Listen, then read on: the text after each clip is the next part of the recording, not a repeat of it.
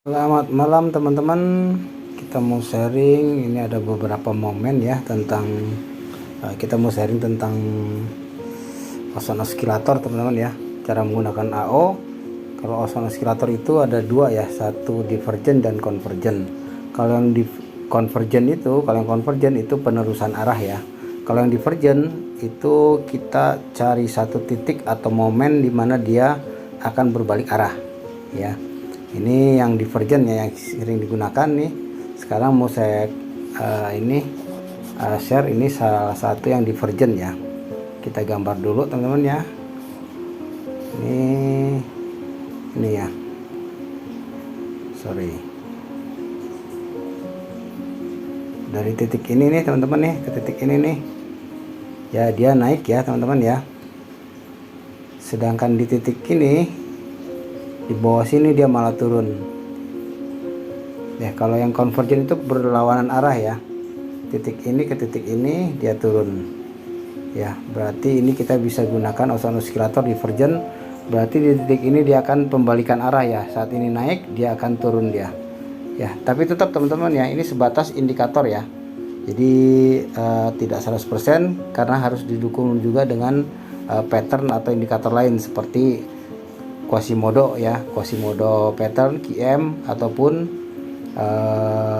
SND ya, atau SNR ya. Nah, terus kemudian momen berikutnya ini teman-teman bisa lihat di sini ya. Ini ada satu lagi nih,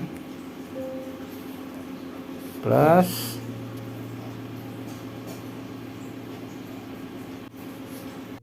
di titik ini ke titik ini dia mengalami kenaikan ya. Sedangkan di titik di sini dia turun nih teman-teman ya. Ini salah satu yang sering saya gunakan dan banyak digunakan ya, adalah ini teman-teman ya,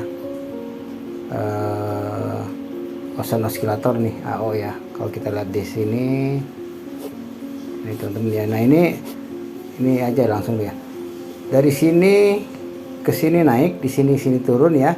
Berarti di titik ini akan terjadi titik reversalnya untuk berbalik arah, jadi turun dia. Nah ini teman-teman ya.